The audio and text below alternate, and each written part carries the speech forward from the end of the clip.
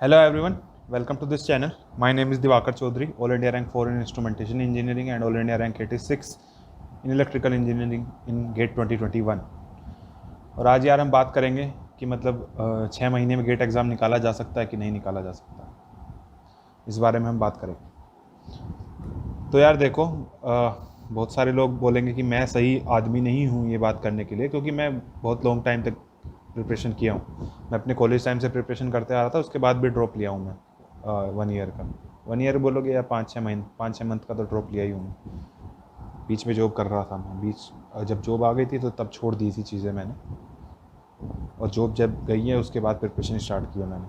देखो, ऐसा है कि मतलब मुझे भी जब मैं दोबारा प्रिपरेशन करने आया तो 8 मंथ का गैप हो गया था।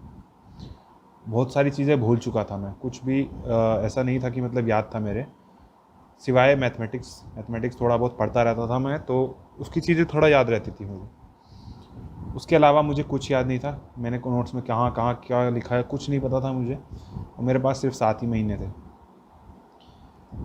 अब देखो, ये था कि कोचिंग भी नहीं जा सकता, लॉकडाउन है, और ये है कि यार एक बार कोचिंग कर चुका हूँ तो दोबारा कोचिंग क्यों ही जाऊँ, मतलब सेम चीज़ ही पढ़ाएंगे वो दोबारा। तो मैंने क्या प्लान किया कि मतलब चलो कोचिंग वोचिंग छोड़ते हैं, ऑनलाइन क्लासेस के चक्कर में भी नहीं पड़ता है, खुद से प्रिपेयर करेंगे इस बार। और 7 महीने हैं, तो देखो अगर 7 महीने में मैं कोचिंग भी जाता तो मेरे पास टाइम तो वैसे ही कम है, कोचिंग जाऊंगा तो और नहीं टाइम मिलेगा खुद। तो इतना तो समझ आ गया था कि कोचिंग करने से तो रैंक नहीं आती, रैंक तो खुद ही प्रिपेयर करना पड़ेगा तभी आएगी, खुद से मेहनत करनी पड़ेंगी, चीज़ें खुद से ही सीखनी पड़ेंगी। तो मैं, अब 7 महीने थे, अब मुझे ये, जब मैं अपनी प्रिपरेशन स्टार्ट करना शुरू किया दोबारा, तो मेरे माइंड में एक चीज़ क्लियर थी कि क्या मुझे करना है और क्या मुझे नहीं करना है, और साथ ही साथ ये भी क्लियर था कि जो मुझे करना है वो मुझे किस टाइम तक करना है। ठीक है, तो अब मैं जब दोबारा प्रिपरेशन स्टार्ट करा अपनी, तो मेरे पास देखो वर्कबुक्स थी, मेरे पास प्रीवियस ईयर क्वेश्चंस थे मेरे पास, और मेरे नोट्स थे, मेरे पास इतनी ही चीज़ें थी बस। अब मैं टेस्ट सीरीज भी लेना शुरू की, मतलब टेस्ट सीरीज भी मैं ले लिया था 2 लोगों की उस टाइम पे स्टार्टिंग में ही। उसके बाद बीच में स्कॉलरशिप टेस्ट दे के मैंने बाकी टेस्ट सीरीज भी लिए। तो ऐसा था कि मतलब अब मेरे पास था कि चलो टेस्ट सीरीज भी देनी है, वर्कबुक भी लगानी है, प्रीवियस ईयर क्वेश्चंस भी लगाने हैं, और तुम्हारे नोट्स तो पढ़नी है, क्योंकि तुम्हें स्क्रैच से चीज़ें फिर से स्टार्ट करनी पड़ेंगी। तुम्हें भूल तो तुम सब कुछ चुके हो 8 महीने में। अच्छा, मैं जुलाई से स्टार्ट किया। जुलाई में मैंने सोचा कि मतलब ठीक है मैं भूल चुका हूँ चीज़ें सारी, लेकिन फिर भी मुझे ऐसा तो नहीं है कि मैं चीज़ें पढ़ूंगा और मुझे चीज़ें समझ नहीं आएंगी, क्योंकि मैं पहले पढ़ चुका हूँ, तो समझ तो मुझे आएगी लेकिन टाइम लगेगा। तो मैं जुलाई में स्टार्ट किया। मेरा पहला टारगेट था कि जुलाई में नेटवर्क, कंट्रोल सिस्टम, मैथमेटिक्स, और एक ईजी सब्जेक्ट और था, और उसका मैं नाम नहीं याद आ रहा मेरे, शायद सिग्नल सिस्टम था, जो भी था।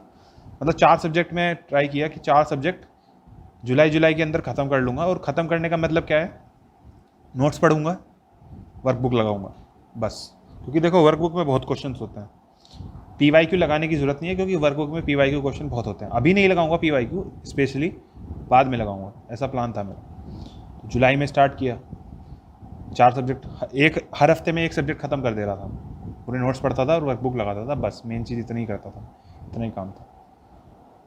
खैर, धीरे धीरे टाइम बीतता गया, और जुलाई के एंड में 4 सब्जेक्ट मेरे ख़त्म हो गए थे। मतलब जो टारगेट मैंने सेट किया था वो टारगेट अचीव हो गया था मेरा। अच्छा, अब मैं सोच लिया था कि मतलब नए क्वेश्चंस करने भी सीखने हैं।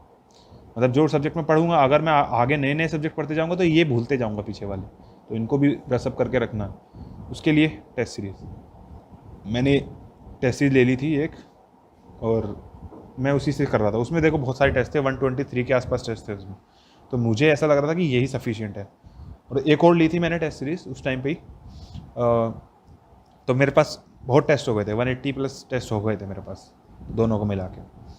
तो मैंने अपने टेस्ट सीरीज देना स्टार्ट किया, अगस्त के फर्स्ट वीक से मैं स्टार्ट किया।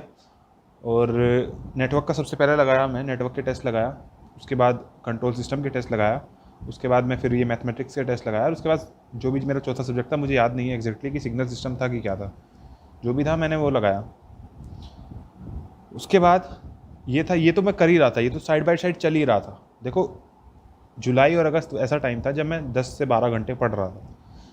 तब मैं जब इतना पढ़ रहा था तो मुझे ऐसा कुछ नहीं लग रहा था कि मेरे से चीज़ें हो नहीं पाएंगी टाइम पर। टाइम मुझे ऐसा लग रहा था कि मेरे पास बहुत टाइम है और मैं आराम से चीज़ें सब मैनेज कर सकता हूँ। तो अगर मैं 12 घंटे पढ़ता था तो 6 घंटे में इस चीज़ को देता था कि पिछला रिवाइज़ करना है प्लस टेस्ट लगाना है उसका, और बाकी के 6 घंटे में उसमें देता था कि चलो नए सब्जेक्ट पढ़ने हैं, मतलब आगे भी तो चलना है। तो उसके बाद में power electronics, power system, machines, और एक सब्जेक्ट और था EMFT था शायद, एग्जैक्टली याद नहीं है, शायद एनालॉग इलेक्ट्रॉनिक्स था। इन चारों सब्जेक्ट को ले लिया कि ठीक है इनको भी अब अगस्त के अंदर ख़त्म करना है, और जो टेस्ट जो 4 टेस्ट में जो 4 सब्जेक्ट मेरे पीछे के हो चुके हैं उनके टॉपिक वाइज टेस्ट सारे ख़त्म कर देने दोनों टेस्ट सीरीज से। तो वो मैं लिखा, और अब जैसे जैसे मेरे सब्जेक्ट होने लगे तो मैं पावर इलेक्ट्रॉनिक्स का भी लिख दिया, फिर मशीन्स का भी लिख दिया, पावर सिस्टम का भी लिख दिया। तो अगस्त के एंड तक मेरे सारे topic wise test major subjects के ख़त्म हो चुके थे। अच्छा, बीच में फिर 10 दिन का ब्रेक आया।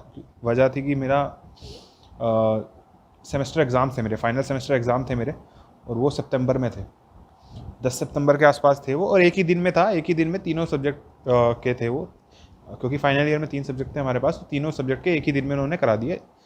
1.5 घंटे का 2 घंटे का एग्ज़ाम होता था शायद, 1.5 का शायद, याद नहीं, एग्जैक्टली याद नहीं मुझे फाइनल ईयर का कितने था, मतलब 70 नंबर का पेपर होता था, 70 क्वेश्चन होते थे हमारे एक एक नंबर के, MCQ था, ठीक है। तो बहुत ईजी था, फटाफट हमने, मतलब मैं देखो ज़्यादा नहीं पढ़ा उसके लिए, सच बताऊंगा 2 से 3 दिन पढ़ा हूँ बस मैं, और MCQ था, पहली बार हो रहा था, तो सैन फाउंड्री करके एक वेबसाइट है, उसी से पढ़ा हूँ, उसी से पढ़ के और सीधा उसी से क्वेश्चन भी आ गए थे। यूनिवर्सिटी एग्ज़ाम्स में ऐसा ही होता है, तो पास हो गया था मैं अच्छे से, दे दिया, उसको भूल गया। फिर से अपनी प्रिपरेशन आगे स्टार्ट रखी मैंने।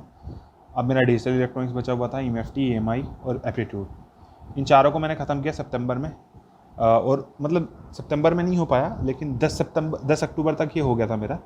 तो अब मेरा सारा सिलेबस कंप्लीट है, और और ये था कि मेरा ऐसा था कि वो जो टॉपिक वाइज टेस्ट बचे हुए थे कुछ बाकी सब्जेक्ट के, वो भी अब ख़त्म। तो मतलब 10 अक्टूबर तक मेरे सारे टॉपिक वाइज टेस्ट ख़त्म, मेरी सारी वर्कबुक ख़त्म, मेरा सारा सिलेबस ख़त्म हो गया, नोट्स वोट्स पढ़ चुका हूँ मैं। अब बचा है मेरा PYQ क्वेश्चंस। तो अब देखो सब्जेक्ट वाइज टेस्ट देने हैं अब, क्योंकि टॉपिक वाइज ख़त्म हो गए तो सब्जेक्ट वाइज देने हैं। तो फटाफट मैं स्टार्ट किया अपनी चीज़ें, और इस बार मैं नोट्स नहीं पढ़ रहा था, क्योंकि अभी पढ़ के आया हूँ तो ज़्यादा चीज़ें भूला नहीं हूँ, बस एक बार पलट के देख लेता था नोट्स, उसके बाद सब्जेक्ट वाइज टेस्ट लगाता था। सब्जेक्ट वाइज टेस्ट और PYQ बुक से मैं PYQ क्वेश्चंस लगा रहा था। तो ये मैंने 2 महीने में निपटाया अपने सारे सब्जेक्ट वाइज टेस्ट, अक्टूबर और नवंबर में। नवंबर पूरा लग गया था मेरा, और 5 दिसंबर तक मेरा ये हो गया था लगभग, मतलब पूरे 2 महीने मुझे लग गए थे एग्जैक्टली। और सब्जेक्ट वाइज टेस्ट सारे ख़त्म हो गए मेरे, उसमें सारे सब्जेक्ट के PYQ क्वेश्चंस ख़त्म हो गए मेरे। बस इतना ही किया मैं 2 महीने में, इतना ही किया, उसमें ज़्यादा मैं मेहनत नहीं कर रहा था, 6 से 7 घंटे ही पढ़ रहा था। अब आ गया दिसंबर, तो मल्टीपल सब्जेक्ट वाइज टेस्ट ज़्यादा नहीं लगाया मैं, मतलब ज़्यादा सब्जेक्ट के नहीं लगाया, जो मुझे ऐसा लग रहा था कि लगाने चाहिए, जैसे पावर सिस्टम, पावर इलेक्ट्रॉनिक्स, ऐसे सब्जेक्ट, मशीन्स, तो इनके मैं लगा लिया था, बाकियों के नहीं लगाया था जो इजी सब्जेक्ट लग रहे थे। अब मैं चाह रहा था कि मैं फुल लेंथ सब्जेक्ट के टेस्ट लिखना चालू कर दूँ, तो मैं स्टार्ट किया अपना दिसंबर में। और 10 दिसंबर की बात है जब मैंने पहला फुल लेंथ टेस्ट लिखा था, और उसमें मेरे मार्क्स आए थे यार 81.67 मेरे मार्क्स आए थे उसमें। पहले में बेसिक टेस्ट था क्योंकि, तो 81.67 आए, और सेकंड टेस्ट लिखा उसमें भी 80.68 आए, और फिर थर्ड टेस्ट लिखा उसमें 66 समथिंग कुछ मार्क्स थे मेरे। तो मतलब मेरे ज़्यादातर देखो फुल लेंथ टेस्ट में ऐसा था कि 60 अबव ही थे, 60 अबव, 60 से नीचे नहीं आया मैं किसी भी टेस्ट में, 60 से नीचे नहीं आया। मिनिमम मेरा 60.33 समथिंग मार्क्स थे मेरे। तो ये था कि कॉन्फिडेंस तो आ रहा था, और इम्प्रूव, अब देखो मैं दिसंबर से स्टार्ट कर दिया था तो टेस्ट देना, तो मेरे पास इंप्रूवमेंट करने का टाइम बहुत था। अगर मेरे कभी मार्क्स कम भी आते थे तो मुझे लगता था कि यार पेपर टफ है इसलिए मार्क्स कम आए, क्योंकि मेरे कुछ दिन पहले मेरे ही 81-80 नंबर आ रहे थे, अभी 65 आ रहे हैं, तो ज़रूर टेस्ट टफ है, इस वजह से मेरे कम आ रहे हैं। तो ज़्यादा डिमोटिवेशन फील नहीं करता था। मेरा टारगेट रहता था कि अल्टरनेट डे पे टेस्ट लिखना है, अल्टरनेट डे पे फुल लेंथ टेस्ट लिखूंगा टेस्ट सीरीज से। और जो ऐसा था कि देखो मैं 10 से स्टार्ट किया, मतलब इवन डे पे मुझे रखना है अपने PYQ, और ओड डे पे मैं क्या करता था कि नहीं, इवन डे पे मुझे रखनी है फुल लेंथ टेस्ट, OD पे मुझे रखना है PYQ। और PYQ दोबारा लगा रहा था मैं, पहले मैं बुक से लगाया था, इस बार मैं एक प्लेटफॉर्म पे चला गया और वहाँ से मुझे प्रीवियस ईयर क्वेश्चंस, एक मतलब प्रीवियस ईयर क्वेश्चन पेपर मिलने लगे मुझे। मैं पेपर लगाता था, इस बार मैं क्वेश्चंस नहीं पेपर लगा रहा था। तो पेपर को प्रॉपर 3 घंटे बैठता था, सुबह 9:30 बजे से मेरा पेपर मतलब स्टार्ट कर देता था मैं अपना वो, और 3 घंटे चलता था और ऐसे ही लिखता था। तो उससे मुझे थोड़ा ये आइडिया लग जाता था कि यार देखो क्वेश्चंस तो मैं पहले भी कर चुका हूँ PYQ, तो जाहिर सी बात है मुझे कुछ कुछ क्वेश्चंस के आंसर भी याद होते थे, लेकिन ठीक है कोई बात नहीं।